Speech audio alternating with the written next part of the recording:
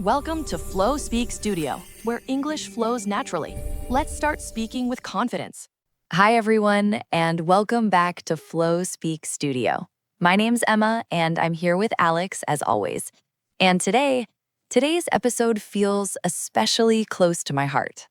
Hey everyone, I'm Alex. And yeah, this is one of those topics that doesn't sound big at first, but once you live it, you realize how much it affects your English. Exactly, because today we're talking about evening routines, not productivity routines, not perfect learner routines, but real evenings, the tired ones, the quiet ones, the ones where your brain is already slowing down. I think for a long time, I believed English only happened when I was studying or speaking or trying. But honestly, my relationship with English changed the most during the evenings, when I stopped trying so hard. Yes, evenings are interesting because there's no pressure to perform anymore. No meetings, no deadlines, no one expecting quick answers. And that's when your brain becomes more open, even if you're tired. I remember this very clearly. At night, after a long day, I would sit quietly, sometimes with music, sometimes in silence, and English would come back, slowly. Not as rules, not as grammar, but as thoughts. And that's such an important shift because when English appears as thoughts, not tasks, you stop translating, you stop forcing, you start living the language. But let's be honest for a moment. Most evenings are messy. Some nights you're exhausted. Some nights you scroll on your phone without thinking. Some nights you tell yourself, I should practice English, and then you don't. And that's okay. That's more than okay. That's real life. And this episode is not about discipline or guilt. It's about noticing how small, gentle evening habits, even imperfect ones, slowly change the way English feels in your mind. And especially for adult learners, evenings are often the only quiet time we have. After work, after responsibilities, after social energy is gone. So the question becomes, how do we use that time without pressure? How do we let English exist at the end of the day, softly, calmly, instead of another obligation? That's what we'll explore today. We'll talk about real evenings, what we actually do, what helps, what doesn't, and how English slowly becomes part of your inner voice, especially at night. So if you're listening to this in the evening or maybe remembering last night, you're in the right place. Take a breath, let your shoulders drop. And remember, you don't need energy to learn English. Sometimes all you need is space. All right, let's begin. So let's start with something simple. What do evenings actually feel like for most people? Not the version we see online, candles, journals, perfect silence, but real evenings. Real evenings are heavy. Your body is tired, your brain is full, and emotionally, you're kind of done. And that's exactly why evenings are so interesting for language learning. Yes, because in the morning, your brain is sharp. At work, it's active. But in the evening, your mind stops trying to impress anyone. And that's when your real thoughts appear. I notice this about myself. During the day, I think in short, functional sentences. But at night, my thoughts slow down. They become more emotional, more honest. And sometimes, without planning, they appear in English. And that moment surprises people. They think, why am I thinking in English now? I didn't study. But that's the point. Your brain isn't under pressure anymore. Pressure is the enemy of flow. In the evening, there's no test, no one listening, no need to be fast. So your brain says, okay, we can try. Exactly. And here's something important. Evening English is not about productivity. It's not about finishing a lesson. It's about exposure without effort. Sometimes it's just a sentence that stays with you, a phrase from a video, a thought like, today was harder than I expected. Simple, real, human. And those sentences matter more than we think. Because when English connects to your emotions, tiredness, relief, calm, Your brain remembers it differently. I like to say this: morning English is active, evening English is absorbed. Yes. In the evening, you're not pushing the language. You're letting it sit next to you. And that changes the relationship completely. You stop asking, "Am I good enough?" and start feeling, "This language is just here." So, before we talk about routines or habits, I think it's important to accept this truth. Evenings are imperfect, and that's exactly why they work. You don't need motivation. You don't need discipline. You just need permission to let English exist quietly at the end of your day. And in the next part, we'll talk about small, realistic things people actually do in the evening, not to study English, but to live with it. No pressure, no expectations, just real life. So let's talk about what people actually do in the evening, not what they plan to do, what really happens. Most evenings start with good intentions. I'll practice English tonight. I'll watch something educational. I'll review vocabulary. And then life happens. Yes, you eat, you scroll, you answer messages, you lie down for 5 minutes, and suddenly it's late. And that's normal. Very normal. That's why evening English habits need to be low energy. If it requires effort, it won't survive. Exactly. In the evening, your brain wants comfort, not challenge. So the question isn't, how can I study English at night? It's, how can English fit into what I already do? For me, it's audio. A small podcast, a video playing in the background, something in English while I cook or clean. No notebook, no stopping, just listening. And that's powerful because you're not forcing understanding. Your brain catches what it can and ignores the rest. And that's okay. People think learning means understanding everything. But in the evening, learning is more like being in the same room as the language.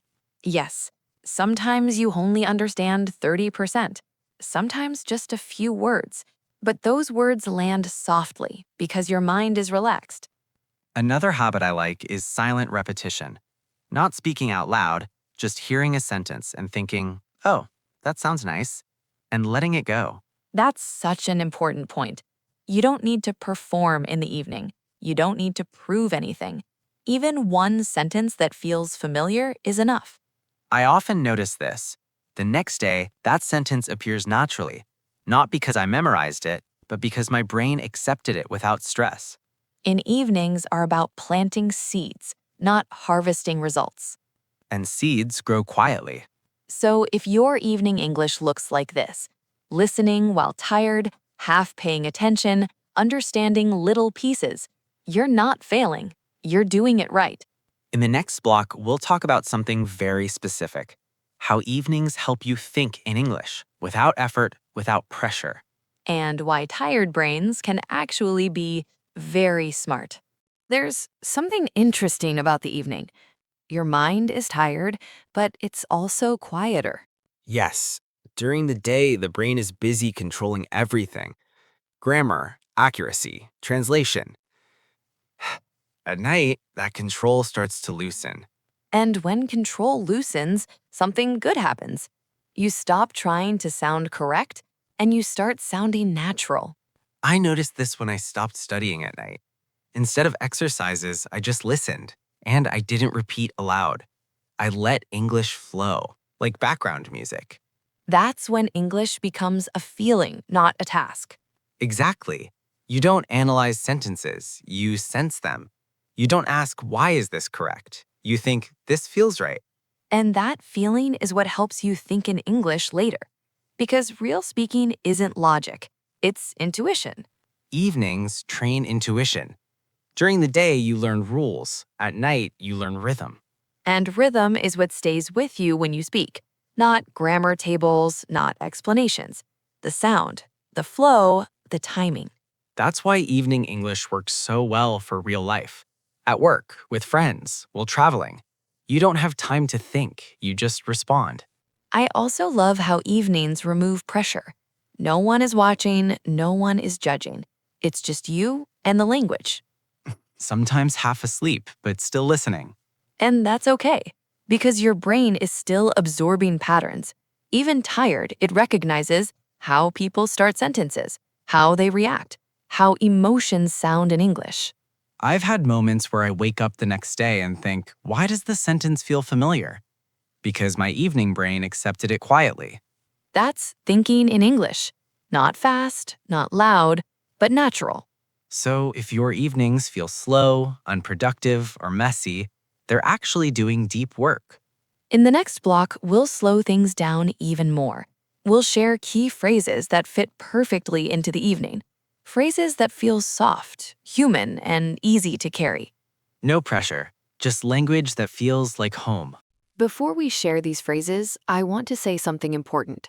Evening English is not about pushing yourself. It's about allowing the language to arrive gently. These phrases are perfect for that moment, when the day is slowing down and your mind is finally breathing. Exactly. These are phrases you'll actually hear in real life, especially in relaxed conversations, late messages, or quiet moments.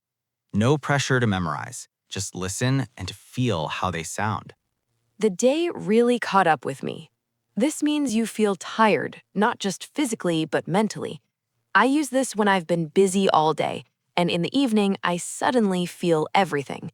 It's like your body waits until night to say, okay, now I'm tired. I just need a quiet evening. This phrase is powerful because it's honest, not dramatic, not negative. It simply says, I need calm. I've used this after social days when I don't want noise, plans, or conversation, just peace. I'm winding down. This is a very natural evening phrase. It means you're slowly relaxing, not stopping suddenly, but gently slowing your energy. I say this when I turn off bright lights, make tea, or put my phone away.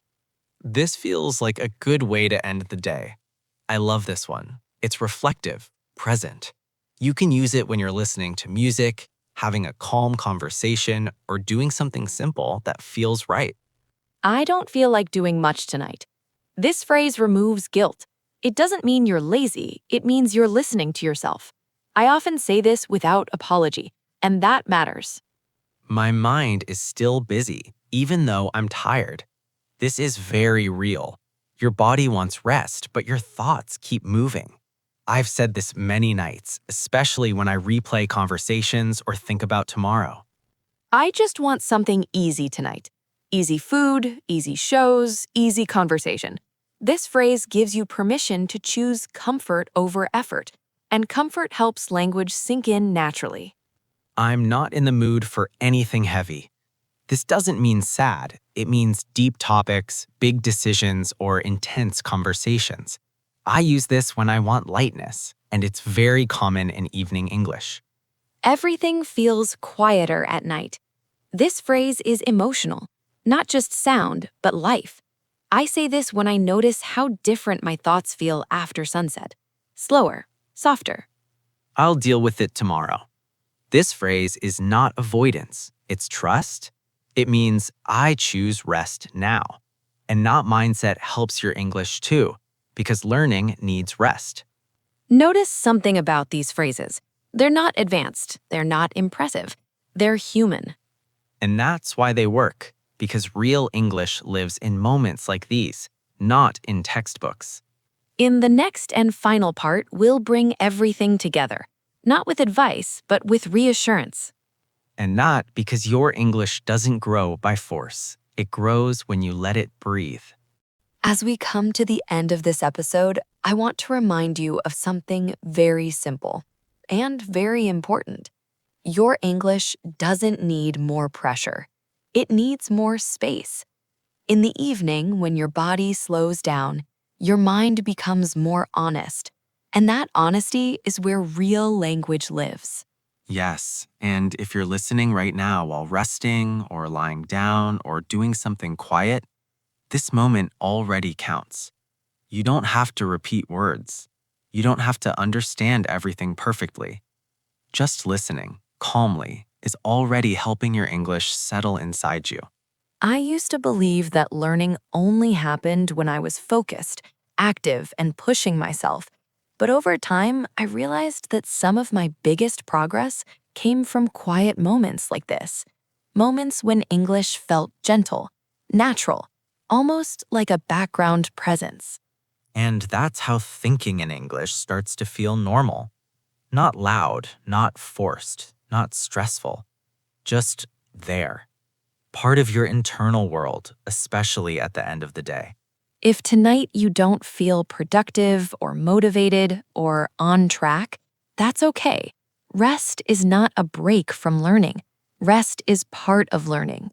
And tomorrow, your English will still be there, waiting, ready, not judging you, not disappearing.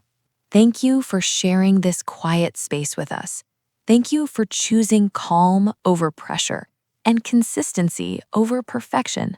If this episode felt familiar, if you thought, yes, this is me at night, then you're exactly where you need to be. Take a deep breath. Let the day end naturally. And remember, your English is growing even when you're resting. We'll be here next time with another real conversation. Until then, take care and let your English flow. Thanks for watching. Don't forget to subscribe, like, share, and comment down below.